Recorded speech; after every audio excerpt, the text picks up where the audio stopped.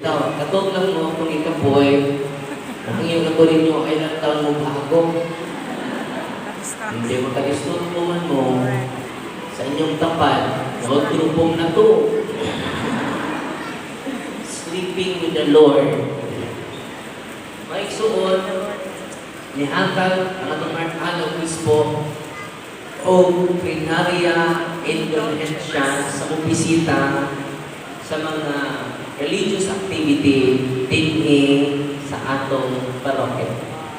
Kung saan ang plenarya indulhensya, nakasabot mo anak? Sabot.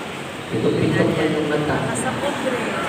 Ang ipangutana ang lola, nakasabot kang indulhensya? Yes, Father. Kung saan may indulhensya? Indulgence. Kung saan po indulgence? Indulhensya. Anong sabdon? O ang official statement sa simbahan. Paminaw mo. Indulgence is an omission of temporal punishment due to sins which are already forgiven. Atong i-simplify. Ang indulhensya may pagtangtang sa silot sa sala nga napasaylon. So, ang indulhensya dahil may pagtangtang sa silot, dili sa sala. Dahil sala ang magtangtang sa sacrament of confession. Nasabtan. Kung sa'y tangtangon sa indulhensya, ang silot na temporal. Sa may temporal, temporaryo. Dili eternal punishment. Silot temporal. Kung sa'y papahon sa indulhensya, silot. Kaya tanan na itong sa gagmay sa justisya mong Ginoo. Paminaw mo. Gamay sa, gamay silot. Tanan na itong gagmay sa, doon na gagmay silot kay justisya Diyos. Nasabtan. Dagkong sa, dagkong silot. Nasabtan. Ini kung pisal ni mo, tangtag imong gagmay o dagkong sa. Nasabtan. Nagpabiling ang dagko o gagmay silot. Huwag pa mapapas. Uy. Nasabtan. Unsa ang plenary indulhensya? Pagtangtang sa silot sa sala. Nya napasay na connected siya sa sacrament of confession. So, yung pag-enjoy sa indulhensya, baka mamupisan. At first communion, baka na mamupisan. Sa ako dito sa katikista pa dyan, ako ipagkupya.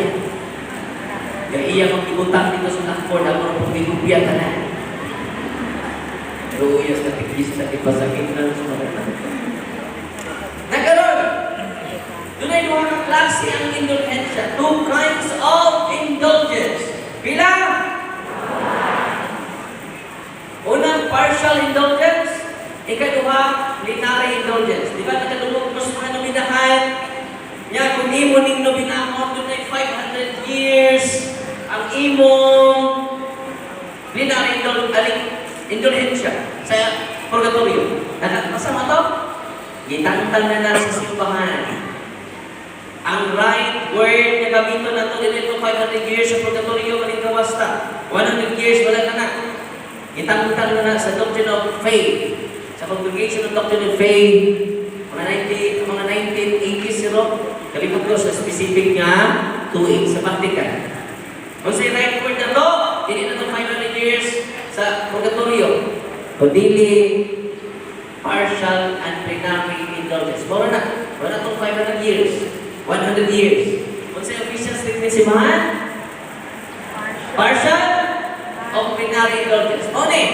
Napasaylo na yung mga sakin ang pisal ka na kuya mo. Ang pisal kasi mong Paris Press. Nagpabiling pa ang dunay reparation. Repair pa na ito ang silot sa tungsa. Nasabtan? Napayasaylo yung tungsa. Kaya pamisahan pa man padero na mag-umugto ng mong pisal. Napasaylo naman kayo isa. Kaya hindi na ito mabayaran din ubayad taasa sa purgatorio. Uy. Hindi ta mamaya din wala good news pinako ninyo. Ang basahon ni Kuya mo unyan. Kaya muhatag plenary indulhensya ang atong mga obispo. Sa plenary indulhensya, excited na mo? Arikas partial una. Ang partial indulgence, kung makadawat ang partial indulgence, o di na po ka, silot ang imong, na po ka silot mo ng litan, ang imong bayaran. Eh, partial naman, usaray nakuha, napay siyam na silot. Partial man, papadyo ka kabayan. Muna pag nangutang ka, pasyalan na ka nakuha, na